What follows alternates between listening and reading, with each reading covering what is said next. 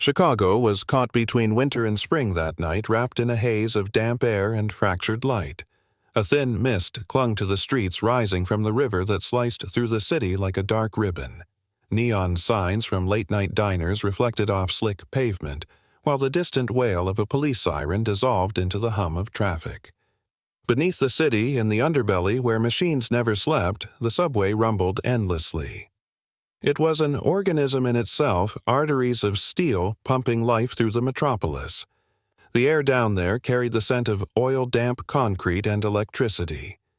It was a world that felt at once vital and hidden, a place most people hurried through without ever truly seeing.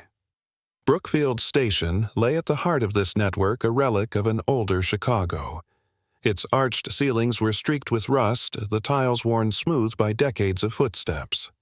Some lights flickered weakly, casting shadows that clung stubbornly to the corners.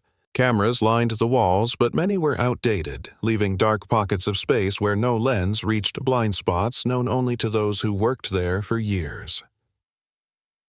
Isaste. Emily Parker loved places like this. At 21, she was a third-year architecture student at the University of Chicago, but her passion wasn't for skyscrapers or elegant townhouses. It was for the hidden systems beneath cities, the forgotten tunnels, the underground cathedrals of machinery and silence. While other students posted selfies on social media or attended noisy parties, Emily spent nights poring over century-old schematics in the library basement. In her worn leather bag, she carried a thick sketchbook. Each page held maps, cross-sections, and imagined redesigns of subway stations. Some were stark technical drawings, others were dreamlike visions of light spilling into the dark. To Emily, architecture wasn't just about structures. It was about stories about the relationship between human beings and the spaces that held their lives. Her friends sometimes teased her for being intense. Her professors called her brilliant but stubborn. Her mother, Sarah Parker, thought she was reckless. The night before, they had fought again, their voices echoing in their small apartment near the river. "You can't live your life underground." "Emily," Sarah had snapped arms crossed tightly. "You don't understand." Emily had shot back her throat tight. "Understand, I understand perfectly. Architecture won't protect you. It won't feed you. The world isn't a drawing in your notebook." Emily's hands had trembled as she clutched the sketchbook to her chest. "I don't just want to survive, Mom. I want to exist." The argument had ended with a slammed door and silence that stretched like a chasm between them. Sarah had stood there staring at the space where her daughter had been 1,000 unspoken words caught in her throat. That evening, Emily stayed late at the university library, immersed in plans for an upcoming project. When she finally glanced at her watch, it was past 9. She sighed, gathered her papers, and slipped on her coat. Sarah would be worried. Or maybe still angry. Either way, Emily told herself she'd send a message once she was on the train. The library's heavy doors closed behind her with a hollow sound, and the night air rushed in cold and damp. She descended the stairs into Brookfield Station, her boots clicking against the worn steps. Somewhere above Chicago pulsed with noise and light, but down here the world felt muffled like a dream. At 9:33 p.m., Emily passed through turnstile number 7, her transit card emitting a sharp electronic beep. Cameras caught her from multiple angles. Earbuds in place, white cords trailing beneath her dark jacket.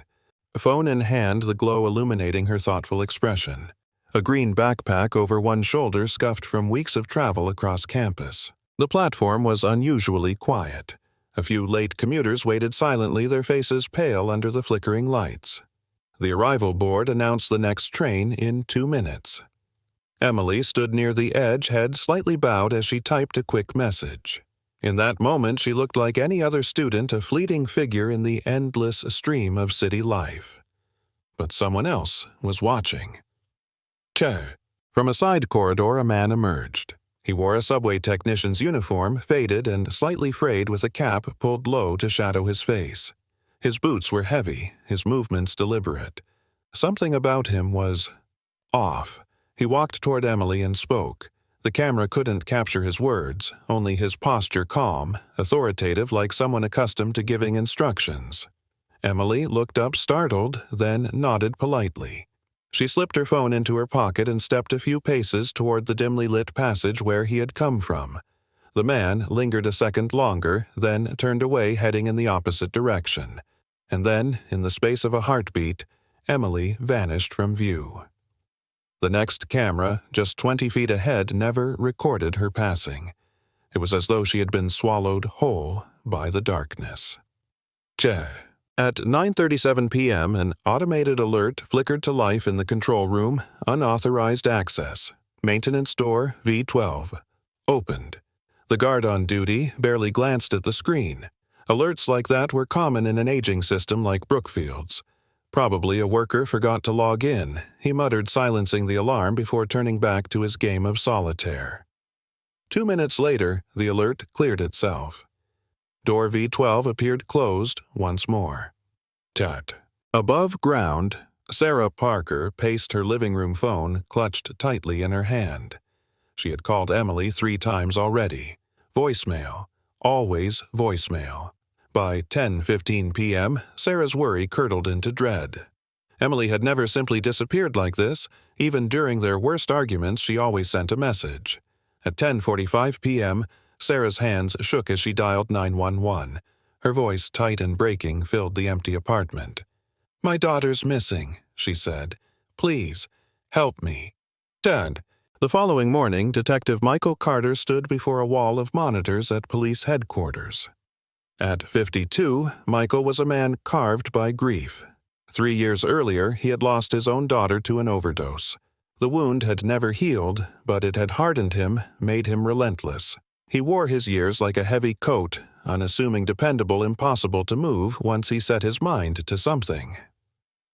On the screen, the final image of Emily appeared, a young woman alone on a nearly deserted platform seconds before she vanished. Michael's throat tightened. In another life, it could have been his daughter. The report was straightforward. Emily entered the station at 9:33 p.m. She did not exit. No cameras captured her boarding a train. Then came the troubling detail: the unauthorized opening of maintenance door V12 at 9:37 p.m. Only one technician had been scheduled that night, Mark Davis.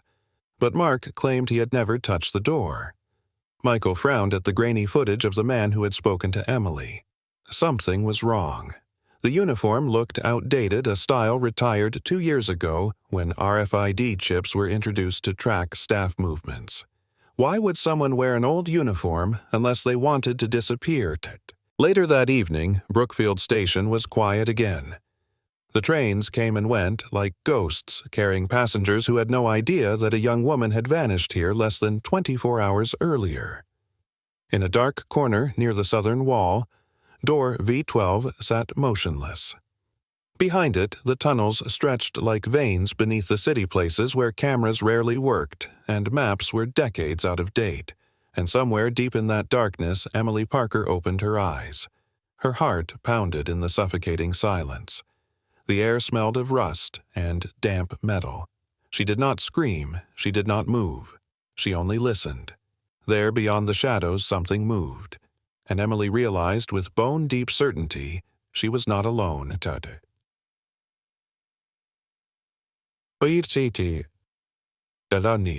Narrator's voice.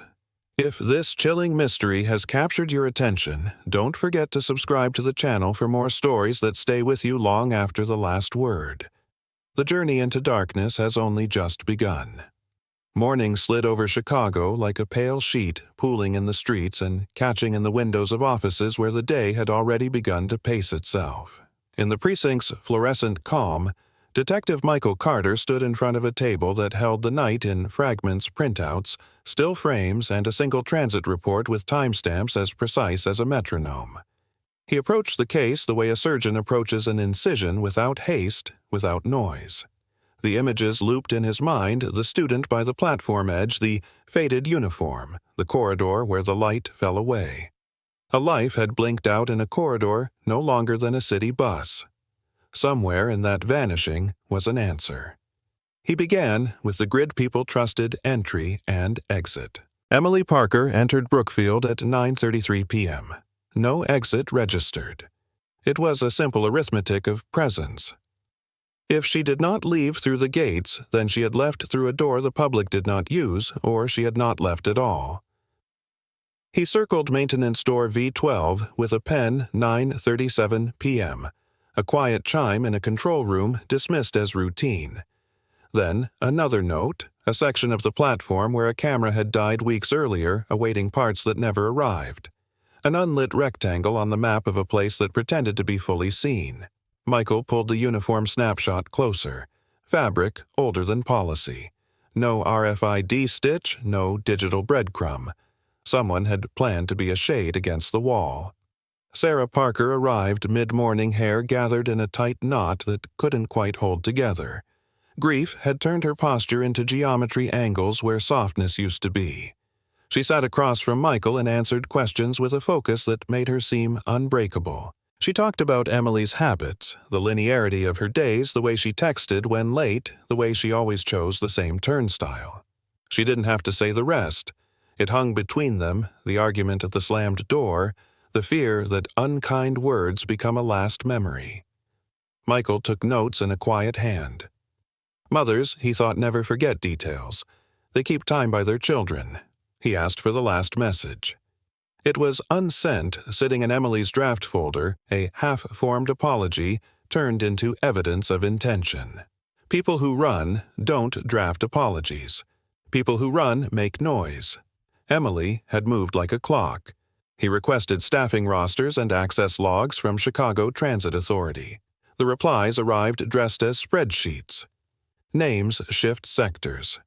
One name had a glow to it: Mark Davis, electrical technician assigned to Brookfield the night of the disappearance. His digital trail was clumsy. A man who swiped late, clocked in with the wrong ID once in a while, filed reports with typos that looked like fatigue rather than deceit. Michael skimmed the incident log from 2 days before. Emily vanished. Jake Miller reported a missing access card. The location was a maintenance corridor adjacent to V-block tunnels. Mark and Jake often work the same line. Cards get lost, Michael thought. But cards also get found by hands that need doors to open. In the afternoon, he walked Brookfield Station not as a commuter, but as someone taking the city's pulse. The platform was a theater stripped between show's echoes, clinging to tiles, light pooling in slow drips from failing fixtures. He traced Emily's path from Turnstile 7, felt the narrowing of the space where walls drew closer and sound changed pitch. He stepped into the camera's blind spot and counted under his breath. 20 feet. A distance easily crossed. A life easily moved. The V12 door sat flush to the wall paint, unremarkable hinges disciplined. He pressed his palm to the metal and felt only the cold. Doors like this weren't for people, they were for maintenance and air for systems that kept the rest of the world casual and comfortable. It was exactly the sort of door you could pass 100 times and never see. He met the station manager in a glass office above the platform, a box that looked out over the day like a stalled train. Policies were recited forms, referenced blame kept carefully unassigned. The older cameras were waiting for a budget that always moved to other emergencies. V12 was part of a ventilation network rehabilitated in pieces. Half the cameras there were ghosts, their housings intact, their eyes dark. Michael asked to see the technician lockers. They were lined like quiet soldiers, each stamped with a number and a dented history. Inside Mark Davis's locker, he found precisely what he expected, nothing dramatic. A spare jacket, a half-empty thermos that smelled like tired coffee, an outdated radio that still worked if you shook it, and a roll of black electrical tape rubbed smooth by use. No trophies, no theater. But absence is not innocence. Absence is sometimes rehearsal. Back at the precinct, he climbed into the administrative spine of the case, the signatures. Mark's report from the night of the disappearance read like a weather forecast routine, untroubled, a brief notation about checking relays near the south corridor. The time in blue ink, the signature in black. On another day, it would have been nothing. On this day, it was an eyelash on a white sheet, slight but there. He leaned back, eyes closed. He saw 4 points locking into a shape, a door that opened itself, a uniform retired by policy, a technician with borrowed credentials, and a corridor engineered by neglect. The pattern wasn't loud, but it was there. As dusk rinsed the city of its color, he returned to the tunnels with a small team and a list of simple questions. The first was air. You can tell a space by its breath. In the cul-de-sacs of maintenance, the air cooled and tightened a different temperature where a door had been opened recently where human presence remixed the smell of dust. He traced the scent to a junction with a wall panel that didn't sound like its neighbors. When tapped lightly, it returned a tone that hinted at hollow. They logged it and withdrew no heroics in a place that punished haste. Procedure would bring a specialized crew lights that turned day into a blade tools that respected steel. The work of opening would belong to morning. Above ground, the city had settled into the neon patience of night. Michael drove home without turning on the radio. When he reached his apartment, he didn't remove his coat at first. He looked at the framed photograph on his shelf, his daughter at 16, smiling with a mouth full of future. Grief arrived on schedule, then left as it always did without explanation. He set an alarm for before dawn. Far below him, the city exhaled through old grates and updated vents. In a pocket of engineered silence, Emily Parker watched her breath fog in the cold. She counted seconds to make time behave. She listened to the tiny grammar of a place designed to hide noise, the soft tick where metal cooled the distant pulse of trains, translating lives above into tremors below. She thought of light not as a thing you see, but as a thing that finds you when you stand still long enough. Somewhere, footsteps approached and retreated. Not a pattern, not yet. She closed her eyes and chose a single sentence to hold through the night stay. She did not know if it meant survive, wait, endure, or simply remain herself. It was enough. Tour. Narrator's voice. If you're drawn into the quiet urgency of this investigation, subscribe to the channel so you won't miss the next turn in the dark. The truth has a way of whispering before it speaks. Morning returned without promise. A gray veil draped across Chicago's skyline. The city moved through its routines, unaware that a young woman's absence lingered beneath its surface like a pocket of trapped air. To most, the trains were just train schedules and steel voices announcing arrivals. To Michael Carter, they were veins and secrets. Somewhere in those tunnels, Emily Parker had been erased. He arrived at the precinct before sunrise, coffee in hand, jacket collar turned against the wind. A new report waited on his desk, a detailed audit of keycards and staff activity logs from Brookfield Station. It read like a dull ledger, but Michael had learned that dull records were often where truth liked to hide. 2 entries stood out. At 9:14 p.m., the night Emily disappeared, Mark Davis swiped into the maintenance sector using his assigned credentials. 2 days earlier, Jake Miller, another technician, had reported his access card missing. The note was brief, almost careless, as if losing identification was as common as misplacing a wrench. Michael set the papers aside and studied the empty space between these facts. Cards don't simply vanish. They are taken either by accident or by design. If someone had wanted to move unseen, they could do so through another man's name. A door that opens is less suspicious when it believes it's being opened by the right hands. Brookfield Station was already waking when Michael arrived. He walked the corridors alone, absorbing the sounds of the morning trains, the shift in the air as commuters descended into the tunnels. He passed Turnstile 7, where Emily's journey had been recorded and then abruptly ended. The machine stood indifferent, still ready to read another card, still ready to erase another life if asked politely. Mark Davis was waiting in a small break room near the lockers, seated at a metal table scarred by years of spilled coffee and impatient fists. He was younger than Michael expected, maybe mid-30s, with a face that seemed to have been shaped by fluorescent light and fatigue. His uniform was clean, but ill-fitting, like a borrowed skin. Michael introduced himself and began with routine questions. Where had Mark been that night? What tasks had he completed? Which corridors had he walked? Mark's answers were precise, almost rehearsed. Too smooth, Michael thought. smooth like water over stone, hiding what lay beneath. Mark described a supposed electrical fluctuation near the southern relays. Had to check it, he said, his voice flat. Better safe than sorry. Michael had already checked the logs. There had been no reported fluctuation. And you were alone? Michael asked. Mark nodded, eyes steady but unreadable. No one saw you. A pause. Not that I know of. Michael noticed the man's hands. They were steady, but the fingernails were rimmed with black as though he had been working on something that didn't belong on any shift report. The interview ended without confrontation. Michael left with nothing tangible, only the sense of a door closed too quickly in his face. Dong. In the control room above the platform, Michael met with a supervisor named Harlan, a man more concerned with budgets than missing women.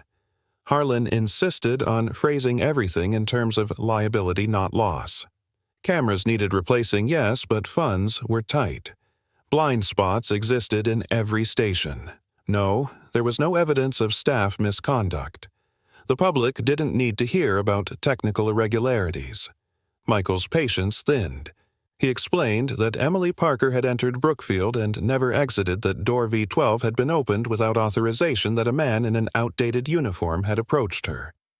Each fact was a nail, and together they built a box no bureaucratic language could contain. Harlan shifted uncomfortably but remained defensive. Detective, we cooperate fully, he said. Hands raised. But these tunnels are old. Things happen. Doors stick alarms, glitch. If we go public with every anomaly, the whole city panics. Michael said nothing. Panic was a luxury compared to indifference. Later, while reviewing footage from an auxiliary camera near a seldom-used stairwell, Michael caught a brief flicker of movement. A figure, partially obscured, entering the maintenance corridor at 9:36 p.m. The image was blurred, but the build matched Mark Davis.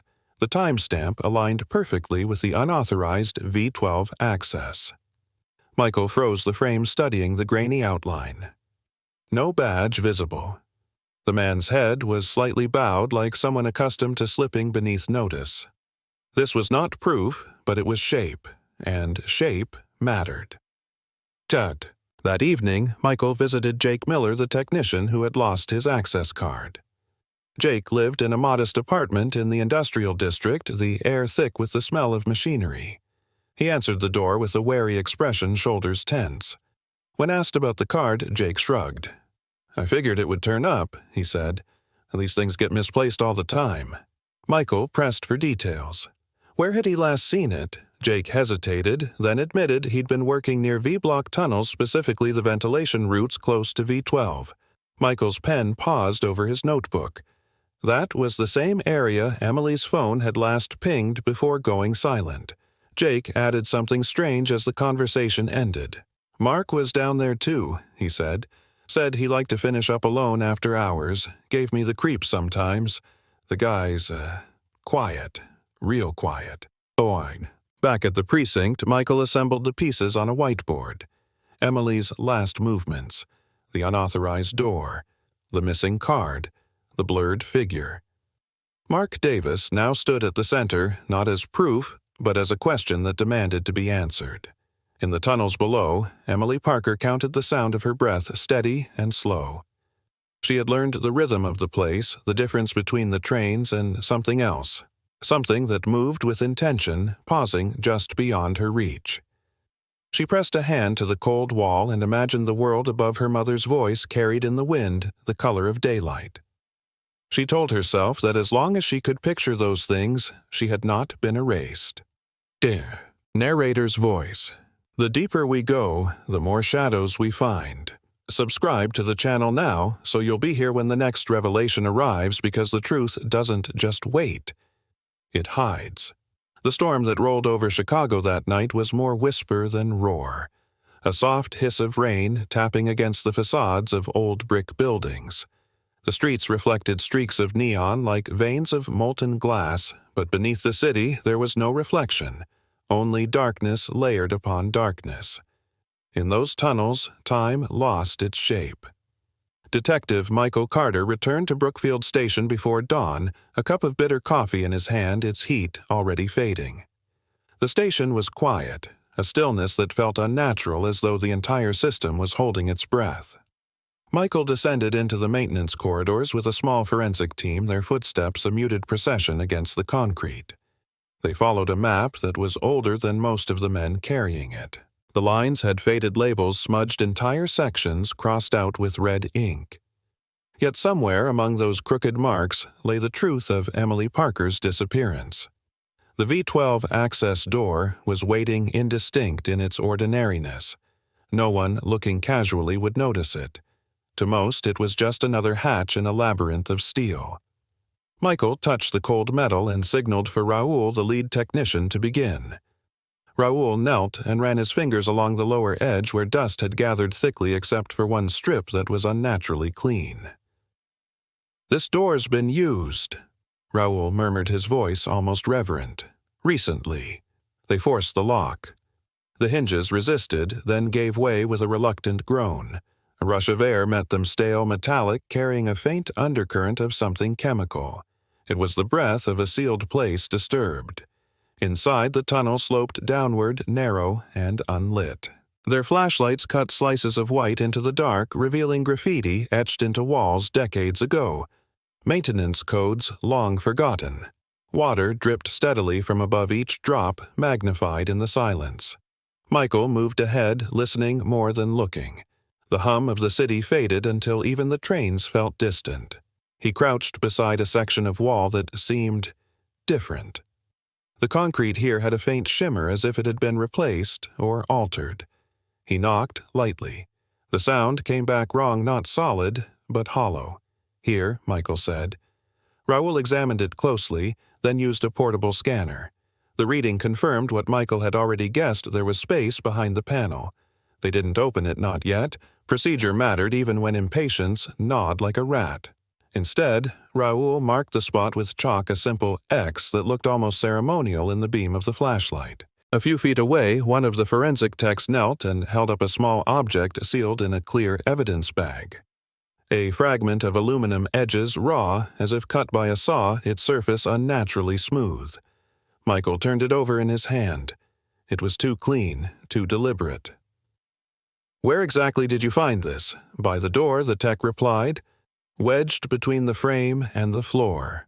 Michael's stomach tightened. He had seen panels like this in old ventilation shafts. A cover like that was never meant to be removable. If someone had been cutting, replacing, rebuilding, it meant intent. It meant preparation. Above them, the world was waking. The first trains of the day thundered overhead, the sound like a reminder that life went on, unaware of what lay beneath. While Michael worked in the tunnels, Emily Parker fought a quieter battle. She crouched in the farthest corner of the narrow chamber, knees drawn to her chest. The darkness was total except for a sliver of light seeping through a seam in the wall. She had learned to measure her prison not by sight but by touch, counting the ridges in the metal floor, tracing the seams where panels met. For days, weeks maybe, she had listened to the rhythms of this place. The trains were predictable, a pulse she could set her breath by. But there were other sounds too: footsteps, breathing, the faint clink of metal. These came and went, without pattern, without warning.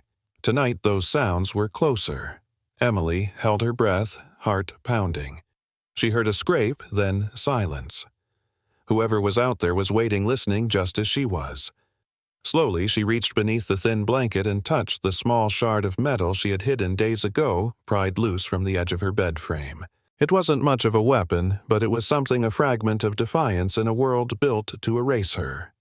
She thought of her mother's face, of sunlight on library windows, of the texture of paper beneath a pencil. She thought of her name. As long as she remembered these things, she could not be reduced to silence. Back above ground, tension reached a different kind of pitch. In a cramped conference room, Michael presented his findings to his superiors and several officials from the Transit Authority. The room smelled of stale coffee and bureaucracy. He spoke plainly about the hollow wall, the fresh aluminum, the missing card, the outdated uniform. About how Emily Parker had been seen walking toward a blind spot and never reappeared. The officials shifted in their chairs, uncomfortable with the shape of his words. One of them, Harlan, finally said, "Detective, this is all highly circumstantial. We can't risk public panic over speculation." Michael's jaw tightened. "Speculation doesn't cut aluminum panels," he said. "Speculation doesn't open sealed doors."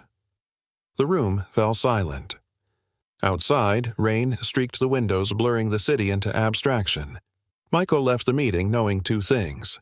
First, he would receive no help from above. Second, someone had gone to extraordinary lengths to hide Emily Parker beneath the city, and that someone was still down there moving freely through the places cameras could not see.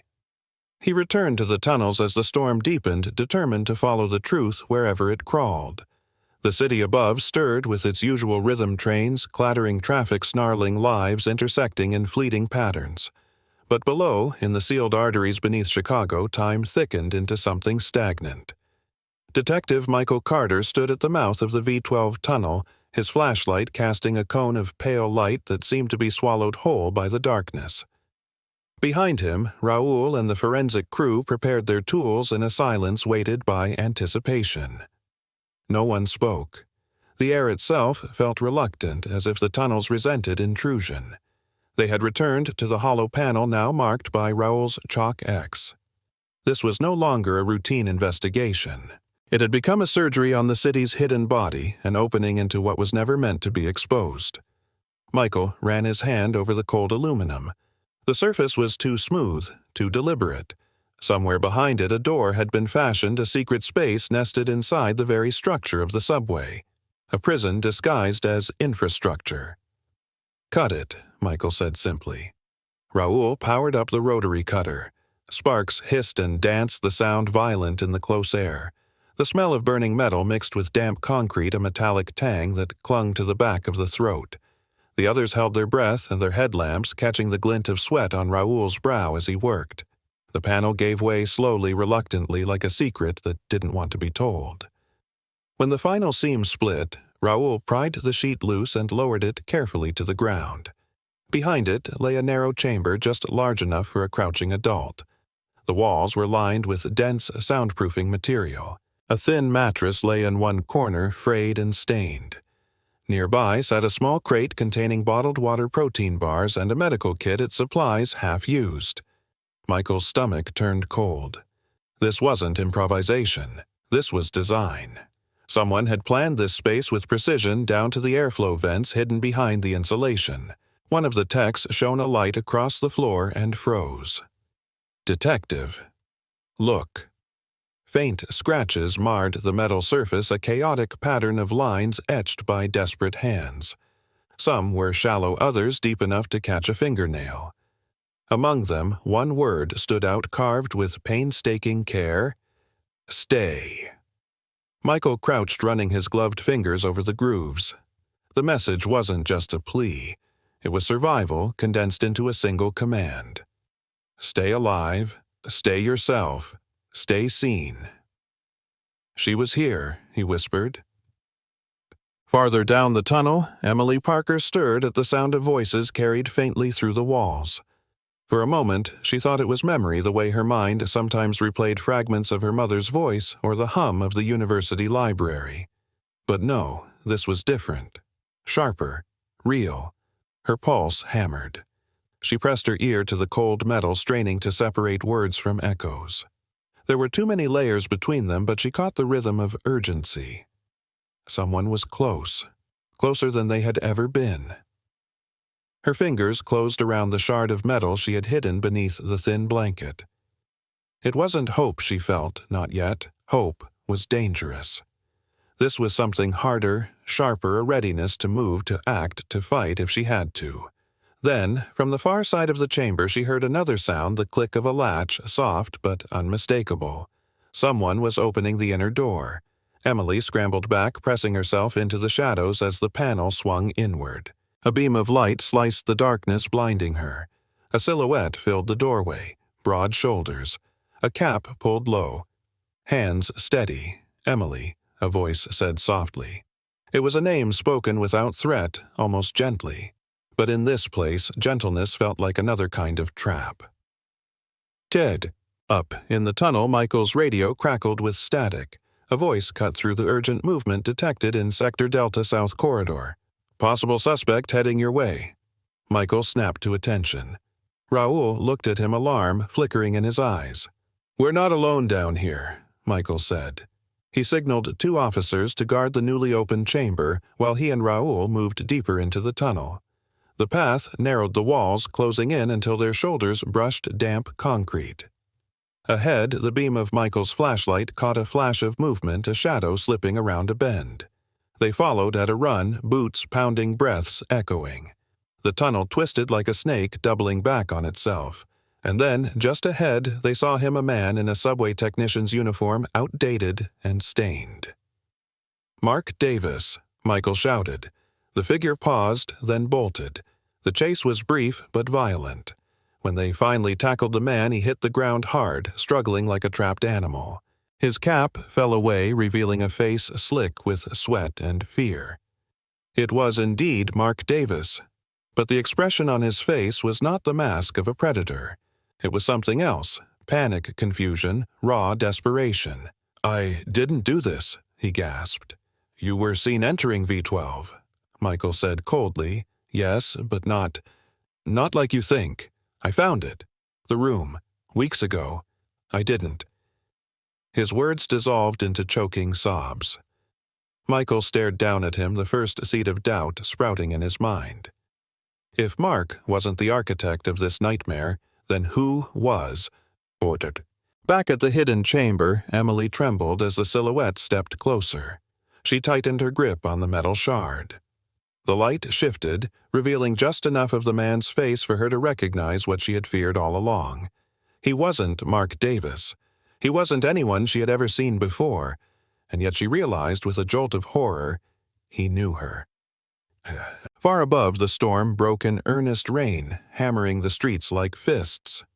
Commuters rushed through puddles, umbrellas blooming and collapsing, unaware that beneath their hurried steps, a young woman's survival balanced on a knife edge. Michael tightened the handcuffs around Mark's wrists. In his gut, he felt the shape of something larger, darker. Mark was a thread, yes. But somewhere deeper in the tunnels there was a hand pulling every string, and that hand was still free. Above the city, dawn bled slowly into the skyline, painting Chicago in muted grays and pale gold. The streets awakened with the usual rhythm of commerce and routine. Trains roared along their tracks, carrying thousands of passengers whose thoughts were far from the darkness below. They had no idea that beneath their daily commute a hidden world of secrets stirred. Detective Michael Carter stood at the entrance to the maintenance tunnel like a surgeon about to cut into flesh. Behind him, Raoul and the forensic crew arranged their gear with the reverence of men about to breach something sacred. No one spoke. Even the hum of the city felt distant, muffled by layers of earth and iron. The panel loomed ahead, its surface unmarked save for a single chalk X Raoul had scrawled the day before. It looked ordinary, but Michael knew better. The silence pressed against it, thick and waiting. This was more than a wall. This was the line between the known and the unthinkable. Cut it, Michael said, his voice low. Raoul engaged the rotary cutter. The machine screamed to life, spitting sparks that painted violent orange streaks across the damp concrete. The smell of burning metal clung to the back of every throat. Bit by bit, the panel surrendered, seams splitting with reluctant groans. Sweat gleamed on Raoul's brow as he worked his jaw tight with focus. When the final connection snapped, Raoul and another tech lifted the heavy sheet aside and laid it carefully on the ground. A draft of stale, cold air breathed out of the opening. It carried with it a scent Michael would never forget, rust mildew, and something faintly human, like the echo of despair. They shone their lights into the void. The chamber was small, claustrophobic, almost coffin-like. The walls were lined with dense acoustic foam, each panel custom cut to swallow every sound. A single thin mattress lay in the corner, its fabric frayed and stained. A crate of supplies sat nearby, bottled water ration bars, a medical kit with opened packages. This was no improvised hideout. This was planned, engineered, constructed with care. One of the techs crouched and ran his fingers over the floor. "Detective," he whispered. "You need to see this." Faint scratches marred the metal surface. At first they seemed random, a tangle of desperate marks. But then Michael saw the pattern. Amid the chaos, one word had been carved deeply, with steady, determined strokes. "Stay." Michael knelt beside it, his gloved hand tracing the grooves. The word wasn't a plea. It was defiance, a command to herself. A reminder not to let the darkness claim her. He felt the weight of it settle in his chest. She was here, he said quietly, alive. Farther down the tunnel, Emily Parker stirred. She had been drifting between fevered dreams and waking terror for so long that she no longer trusted the difference. But now there was something new, voices. Distant, muffled, but real. They reached her through the layers of insulation, through the walls meant to erase sound. Her breath caught. She pressed her ear to the cold metal, straining to make out the words. She couldn't, but she knew urgency when she heard it. Help or danger was near. Her fingers closed around the shard of metal she had hidden beneath the blanket. It wasn't much, barely sharp enough to cut, but it was hers. In a world designed to take everything from her, this fragment was proof she still existed. Then came another sound, a soft click, a latch being opened. Emily scrambled backward as the panel swung inward. A blade of light sliced the darkness, blinding her. A silhouette filled the doorway, tall, broad-shouldered, a cap pulled low. "Emily," a voice said. The way he said her name was calm, almost tender. But Emily had learned that tenderness could be a mask for control.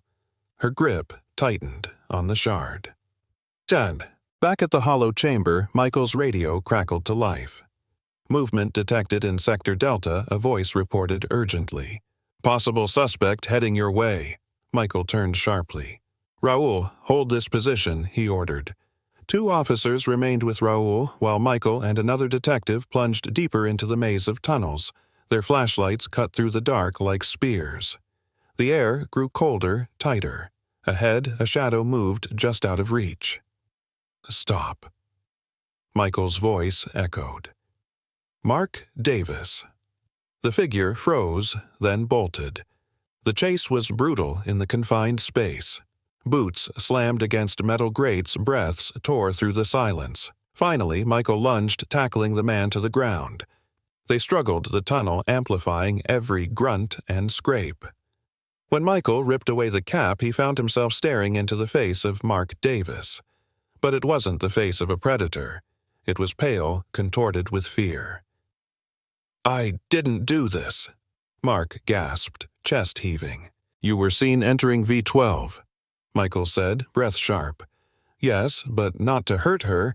I found that room weeks ago. I didn't know what to do." Michael's eyes narrowed.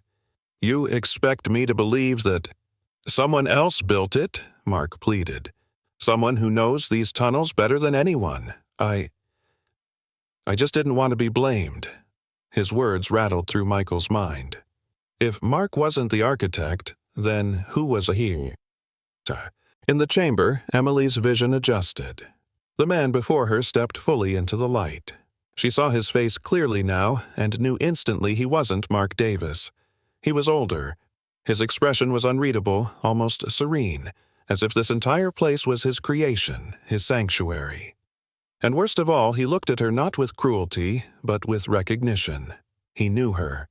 Emily's breath caught. In that moment, terror sharpened into clarity. The person who had trapped her here wasn't just some faceless monster. He was someone who had been watching her for a very long time. Above ground, rain pounded the streets.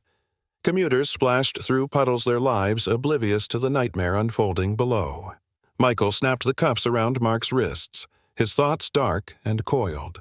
Mark might be a liar or a coward, but his fear was real. And Michael's gut told him there was another presence in these tunnels, a figure still unseen, moving like a shadow through blind spots and dead cameras. Mark Davis was a thread. Somewhere deeper lay the hand pulling every string. The tunnels were alive with motion now, boots pounding against metal grates. voices echoing in clipped commands beams of light slicing through the dark like scalpels. Michael Carter moved with purpose, leading the team back toward the narrow chamber. Behind him, Mark Davis stumbled in handcuffs, his breath ragged, his protests dissolving into the hum of radios and shouts. "I didn't build it," Mark pleaded again. "Then tell me who did." Michael snapped without slowing. "I don't know his name," Mark said, his voice breaking. "But he's been here longer than anyone. He knows every passage, every blind spot. People think he's just part of the system, like the walls." The words clung to Michael like damp air. A man who could move through the tunnels unseen, someone older, deeply embedded. That kind of ghost didn't just exist by accident. Someone like that had been watching for years. When they reached the chamber, Raoul stood guard at the opening flashlight beam steady. His face was pale lips pressed into a line. "It's empty," Raoul said quietly. "She's gone." Michael's pulse spiked. He stepped inside, scanning the space. The mattress still lay in the corner, the crate of supplies undisturbed, but the air was different. Warmer. Breathing had been here recently. Then he saw a thin smear of blood on the edge of the opening, a single fingerprint streaked across the metal. Emily had been here. She had fought. Search every corridor Michael ordered. Seal the exits. She's close. Emily stumbled through a side passage guided only by the faintest glow of emergency lights. Her legs burned, lungs tearing with each breath. She didn't know where she was going, only that she had to keep moving. Behind her, a sound followed deliberate footsteps, slow and steady. The man who had spoken her name. She pressed a hand to the cold wall, feeling for vibrations. Somewhere above, the trains roared their thunder, masking her frantic heartbeat. She thought of the word she had carved into the floor, "Stay." She had stayed alive, but now she had to leave. At a junction, she collapsed against the wall, trembling. In the distance, she heard other voices, different this time, louder, urgent. Rescue teams. Hope and danger blurred into one sound. She forced herself to her feet, staggering toward them.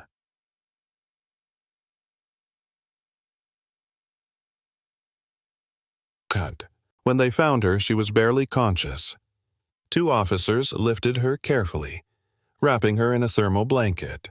Her eyes fluttered open, glassy and unfocused. For a moment, she seemed to drift back into the darkness she had escaped. Then her gaze locked on Michael. "Emily," he said softly, kneeling beside her. "You're safe now." Her lips moved, forming words like broken glass. "He's still here." Michael leaned closer. "Who?" Her breath came in shallow gasps. "There were two of them.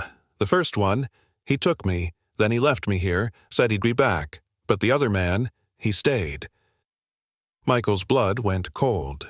Two men, two sets of intentions. The puzzle shifted violently in his mind.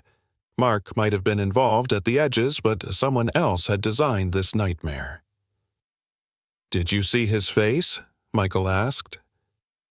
Emily's eyes filled with tears. She shook her head slowly. "He never showed his face. But his voice." Her whisper cracked. "He talked like he belonged here, like these tunnels were his." Back at the surface, rain lashed against the precinct windows. Emily was rushed to a hospital under heavy guard. Doctors and psychologists surrounded her, their voices blending into the clinical rhythm of machines. Michael stood outside the room, watching through the glass as Sarah Parker clutched her daughter's hand. Their reunion was silent, raw, too fragile for words. Mark Davis sat in an interrogation room down the hall. His story remained the same. He had stumbled across the chamber during a routine inspection, panicked, and fled. He had been too afraid to report it, too afraid of the man who truly controlled the tunnels. The evidence against him was strong, but Michael's instincts churned uneasily. Mark was guilty of cowardice, of complicity perhaps, but not of architecture. The real architect was still free. Michael returned to the whiteboard in his office, now crowded with photos, maps, and fragments of Emily's testimony. Two silhouettes stared back at him. The man who had built the chamber. The man who had first taken Emily. Somewhere in the overlapping shadows was a truth too dangerous to name. The phone on his desk rang. A deputy's voice cut through tense and low. "Detective, you need to see this.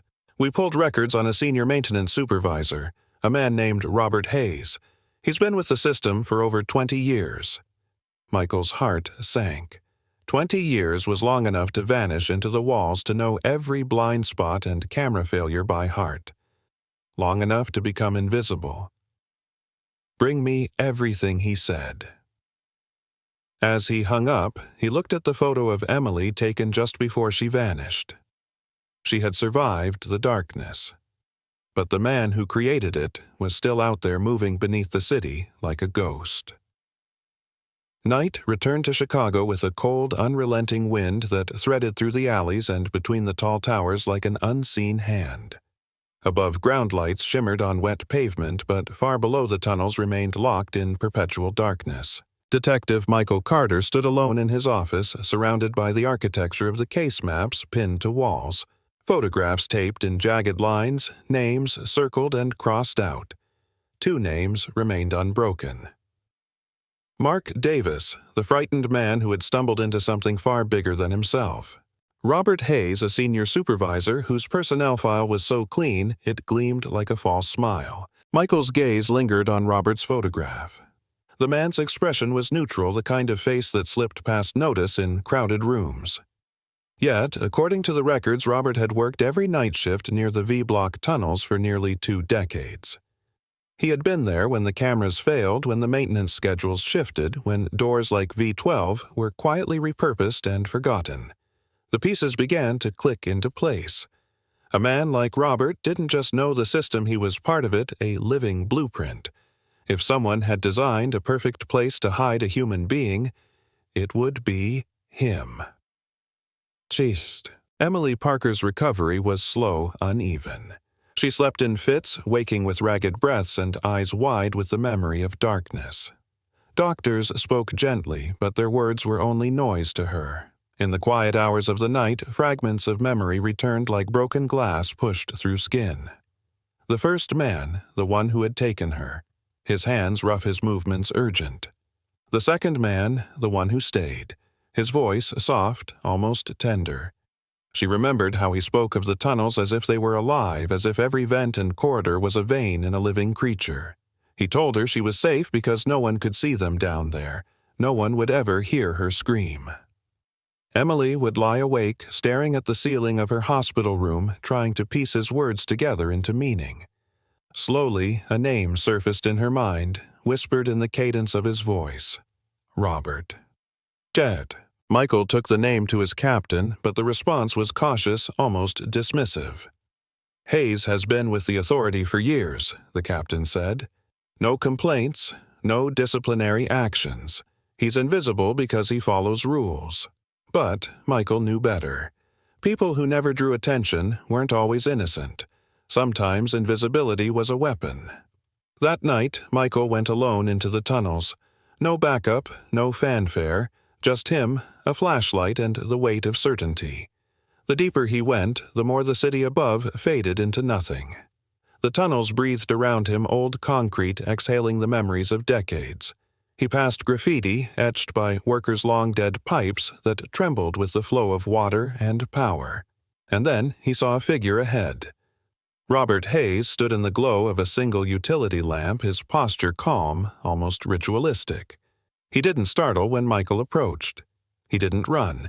He simply turned as if he had been expecting this moment all along. Detective Carter Roberts said, voice even. I wondered how long it would take you. Michael kept his flashlight trained on him. You built it, he said. Yes, Robert replied without hesitation. I built a place where no one could be hurt by the world above. Michael's jaw tightened. You built a prison. You took Emily Parker and kept her like a possession. Robert's gaze flickered, pain flashing beneath his calm exterior. You don't understand. My daughter Clara, she was just 17. She was swallowed by this city noise chaos, people who didn't care. She died because no one was watching. His voice cracked, but only for a heartbeat. When I saw Emily, alone, drifting through those platforms, I saw Clara. I couldn't lose another. Michael stepped closer, anger and sorrow twisting inside him. So, you decided to control her, to erase her life so you could rewrite it. Robert's hands trembled, though his voice remained steady. I gave her silence. Safety. A place where she couldn't be broken. You broke her the moment you locked that door, Michael said. For a long moment, only the drip of water and the hum of distant trains filled the air. Then Robert moved not to flee, but to reach for something on the wall. Michael's hand went to his weapon. Don't, he warned. Robert froze. His eyes met Michael's, full of a terrible calm. You'll never understand, he said. The city is a beast. It devours the unseen. I wanted to save one. Emily didn't need saving, Michael said. She needed freedom. Yeah. Footsteps echoed behind them, reinforcements arriving at last. Robert turned slowly, as if considering whether to run. But he didn't.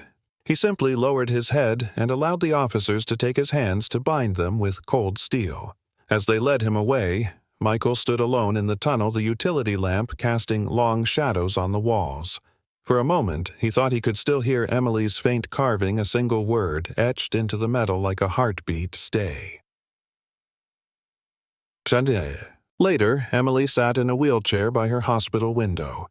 The city stretched before her, lights blinking like distant stars. Her mother sat nearby, holding her hand, but Emily's gaze was far away, fixed on the horizon. She thought of the tunnels not as a prison now, but as proof she had endured. Robert Hayes had tried to turn her into a ghost. Instead, she had returned to the world above, and tomorrow in court she would speak her truth. Not just for herself, but for every unseen life the city had swallowed. The courthouse stood like a fortress against the morning sky, its columns gray and severe beneath a pale wash of winter sunlight. Crowds had gathered along the steps, umbrellas bobbing in the drizzle, voices buzzing with anticipation. For 6 years, Emily Parker had been a ghost. Today, she would speak, and the city would finally have to listen. Inside, the courtroom was packed. Journalists clustered near the back, cameras poised like vultures. Members of the public filled every bench, their faces hungry for answers. At the front, Sarah Parker sat, rigid hands clenched tightly in her lap.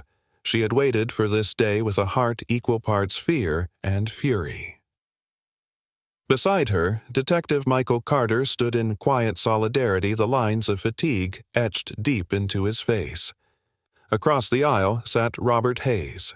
His posture was calm, almost serene, as though he were merely attending another shift underground. His hands were cuffed, but his gaze remained steady, unblinking. He did not look at Emily. Not yet. The judge entered her gavel, striking once. Court is now in session, she declared. The case of the People versus Robert Hayes. The opening statements were procedural, each side carefully laying their arguments like bricks in a wall. The prosecution spoke of abduction, unlawful imprisonment, and manipulation hidden beneath decades of service. The defense countered with claims of psychological instability of a man broken by grief who had acted not with malice, but with misguided love. But it was Emily's testimony everyone waited for. Tag. When her name was called, the room seemed to hold its breath. Emily rose slowly, supported by a court officer. She was thinner than she had been 6 years ago, her frame delicate beneath a simple blouse. Yet there was a quiet strength in the way she held herself, a refusal to be diminished. As she took her place on the witness stand, her eyes scanned the room. She saw her mother's tears, Michael's steady presence, the expectant faces of strangers. And then, finally, Robert. He met her gaze for the first time. There was no hatred in his eyes, only the terrible, hollow certainty of a man who believed his actions had been righteous. Emily inhaled deeply and began to speak. Her voice was soft, at first trembling. She described the night she vanished the station, the moment a man's hand closed around her arm, the descent into the tunnels. She spoke of the first captor, a shadowy figure who delivered her to the hidden chamber and then disappeared. And then she spoke of Robert. "He told me the world above was dangerous," she said, her voice steadier now. "He said I was safe below, that no one could hurt me there." At first I believed him, because I wanted to believe someone cared. Her hands tightened in her lap. But safety without freedom isn't safety. It's a cage. As Emily continued, the courtroom shifted. The journalists leaned forward, pens poised. Jurors sat straighter, drawn in by the clarity of her words. She described carving the word "stay" into the floor, a promise to herself that she would not disappear completely. She did not cry. She did not falter. She reclaimed every stolen day with the simple act of telling it aloud. When she finished, the silence was profound. Even the air seemed to pause, humbled by what it had heard. The defense attempted to cross-examine, but their questions faltered against Emily's calm resolve. Robert watched her the entire time, his face unreadable. Finally, the judge called for closing arguments. The prosecutor's voice rang out like a bell. "This case is not about tunnels or lost doors. It is about power, about a man who took a young woman's life and shaped it to his will." Emily Parker survived not because of Robert Hayes, but despite him. The jury left to deliberate. Hours passed. Rain tapped steadily against the high windows, a metronome for the waiting hearts inside.